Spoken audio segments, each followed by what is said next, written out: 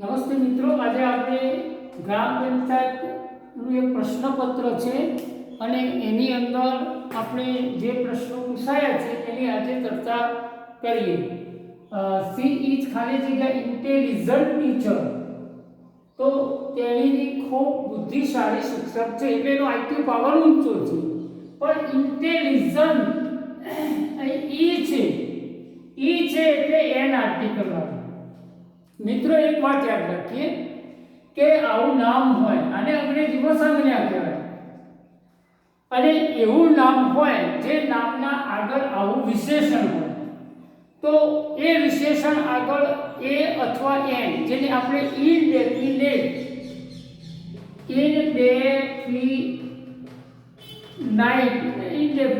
Article એટલે અનિશ્ચિત article. હવે અનિશ્ચિત આર્ટિકલ ક્યાં લાગે? જો નિશ્ચિત ના હોય એનું ગુજરાતી જેવું થાય, એનો અર્થ જેવો થાય. અનિશ્ચિત એટલે નિશ્ચિત ના હોય એવું, તો અનિશ્ચિત આર્ટિકલ લાગે. મિત્રો ફરીથી આપણે બોલીએ કે સમજીએ કે ટીચર એ નામ છે, એના આગળ એક વિશેષણ છે અને આવા વિશેષણનો ઉચ્ચાર સ્વરથી શરૂઆત થાય. આ યાદ રાખો, વિશેષણનો ઉચ્ચાર સ્વરથી શરૂ થાય છે એટલે આના આગળ એન આર્ટિકલ આવે છે. સમજણ પડી ગઈ? ચલો હવે બીજું વાક્ય. આઈ એમ વિયરિંગ ખાલી જગ્યા green dress gifted by my husband for the party. હવે મને એક લેડીઝ છે, એ મને એમ કહે છે કે મને મારા હસબન્ડ તરફથી એક ભેટ મળી, જે ભેટ ગ્રીન ડ્રેસ છે. હવે ગ્રીન ડ્રેસ કરો પણ ગ્રીન, તો અહીંયા વિશેષણ છે પણ અહીંયા યાદ રાખો અહીં ચોક્કસતા છે કે વિશેષણ નાઉન બની ગયું છે. ગ્રીન કલરનો ડ્રેસ એટલે ચોક્કસ ડ્રેસ, કમ્પાઉન્ડ નાઉન કહેવાય. તો આ ગ્રીન ડ્રેસ છે એ ચોક્કસ છે કે આ જ ડ્રેસ મને મળ્યો. તો એવું ચોક્કસ હોય તો ધ આર્ટિકલ લગાવવામાં આવે છે એટલે અહીંયા ધ આર્ટિકલ આવે. હવે આ ગિફ્ટેડ છે એટલે તમને એમ થાય કે ગિફ્ટ ઉપરથી ગિફ્ટેડ એટલે શું? તો પાસ્ટ પાર્ટિસિપલનો ઉપયોગ છે એનો. તો પાસ્ટ પાર્ટિસિપલનો ઉપયોગ અહીંયા એક ફ્રેઝ બનાવ્યું છે અને એડજેક્ટિવ ફ્રેઝ કહે છે. તો આવું એડજેક્ટિવ ફ્રેઝમાં પાસ્ટ પાર્ટિસિપલથી શરૂ થયેલું છે એટલે પાસ્ટ પાર્ટિસિપલનો ઉપયોગ એડજેક્ટિવ ફ્રેઝ બનાવવા કરી શકાય છે. તો અહીંયા અપાયેલી ભેટ ખરી પણ અપાયેલી, તો ક્રિયા પૂરી થયેલી છે. ચલો ખાલી જગ્યા water that was in the જગ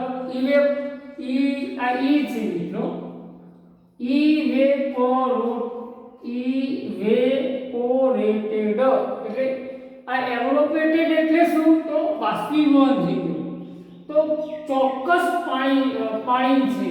જો હવે આની અંદર થોડો અર્થ સમજવામાં આપણે જોઈએ તો લિટલ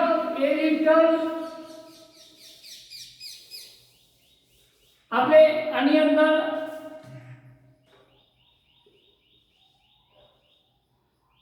ધ લિટલ આવશે જવાબ. ધ લિટલ કેમ આવ્યું એ તમને કહું કે ચોક્કસ છે કે આ જગની અંદર રહેલું જ પાણી.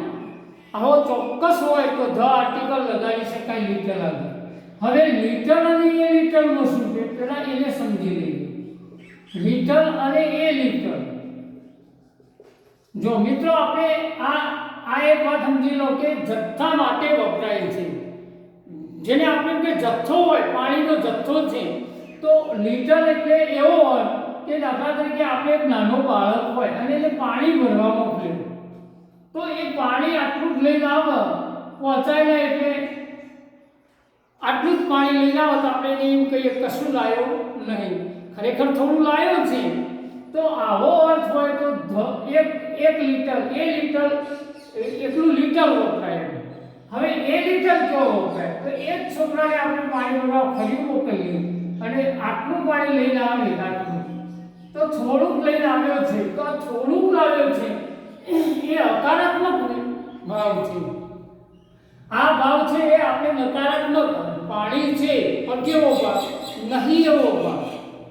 બરાબર. આપણે એમ કઈ ઉનાળો આવે અને નદીઓ સુકાઈ જાય કે થોડું પાણી જતું તો હોય. જો એ થોડું પાણી જતું હોય તો આપણે એમ કહીએ પાણી છે જ નહીં. કોઈ પૂછે ભાઈ તમે નદીએ જઈને આવ્યા, નદીમાં કેટલું પાણી જાય છે? તો કે નહીં જતું. ખરેખર ખરેખર તો એક રેલો જતો હોય થોડો ઘણો, તો એ વખતે તમારે લીટર શબ્દ વાપરવાનો.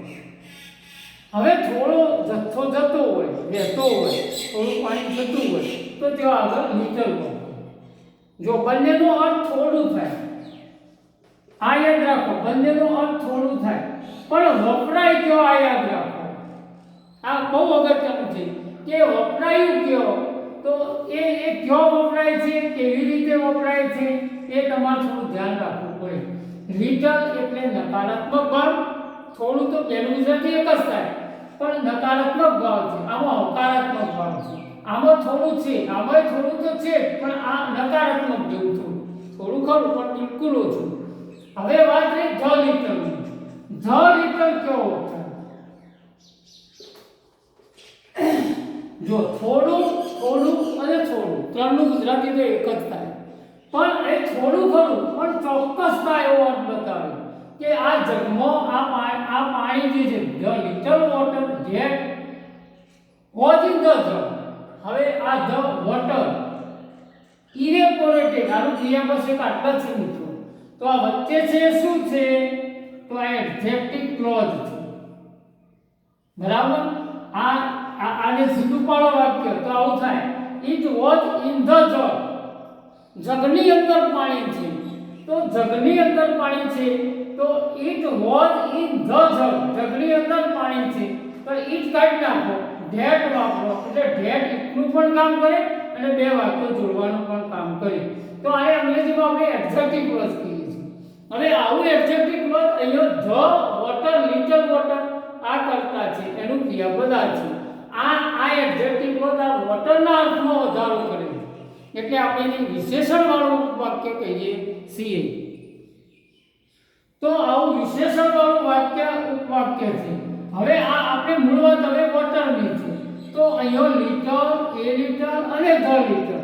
ધ લિટર ત્યારે જ આવે જ્યારે ચોક્કસતા હોય ત્યારે આવે છે, એટલે અહીંયા ધ લિટર જવાબ આવે. હવે આગળ વાત કરીએ, આઈ પ્રેઝન્ટેડ ધ સેમિનાર. જો આઈ પ્રેઝન્ટેડ ધ સેમિનાર, મેં સેમિનાર પ્રેઝન્ટ કર્યો, રજૂ કર્યો. પ્રેઝન્ટ એટલે રજૂ કર્યો. ખાલી જગ્યા and received a big round applause. હવે બિગ રાઉન્ડ એપોલોજ એટલે વખાણ કરવા. બિગ રાઉન્ડ એપોલોજ એટલે ઘણા મોટી સંખ્યામાં એના વખાણ થયા.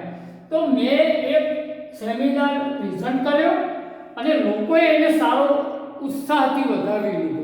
તો અહીં જે શબ્દ છે એ લખવાનો છે, તો કેરફુલી આવે, બ્રાઇટલી આવે, ઇમ્પ્રેસિવલી આવે અને પોલાઇટલી આવે. તો જો કેરફુલી એટલે કાળજીપૂર્વક, બ્રાઇટલી એટલે સારી રીતે, આમ બ્રાઇટ એટલે પ્રકાશ થાય પણ અહીંયા ખૂબ સારી રીતે, અને ઇમ્પ્રેસિવલી એટલે અસરકારકતા કહેવાય, અને પોલાઇટલી એટલે નમ્રતાથી. તો આ ચાર શબ્દોમાં આ ઇમ્પ્રેસિવલી શબ્દ સેટ થાય. અહીંયા બીજું કંઈ જ નહીં મિત્રો, ચારે એડવર્બ જ છે અને ક્રિયા ખાલી જગ્યા પણ એડવર્બની જ છે. તો ક્રિયા વિશેષણ તમારે જે મૂકવાનું હોય એ અહીંયા અર્થદાયક ક્રિયા વિશેષણ મૂકવાનું, બીજું કંઈ નહીં. શબ્દની મારામારી છે, વ્યાકરણ નથી. તો ઇમ્પ્રેસિવલી આવે. હવે આનું ગુજરાતી શું થાય એ આપણે મિત્રો સમજી લઈએ. આનું ગુજરાતી એવું થાય કે મેં સેમિનાર રજૂ કર્યો ઇમ્પ્રેસિવલી, એવી અસરકારકથી, effectively, and received a big round applause, અને લોકોએ એને સ્વીકારી લીધું. એટલે આવો અર્થ થાય મિત્રો. આ પેપર ગ્રામ પંચાયતનું છે, બરાબર, અને એને શેર કરજો અને ચેનલને લાઈક કરજો મિત્રો. સમજજો, બહુ સરસ છે, અને આપણે આવા પેપર પણ અવારનવાર રજૂ કરીશું.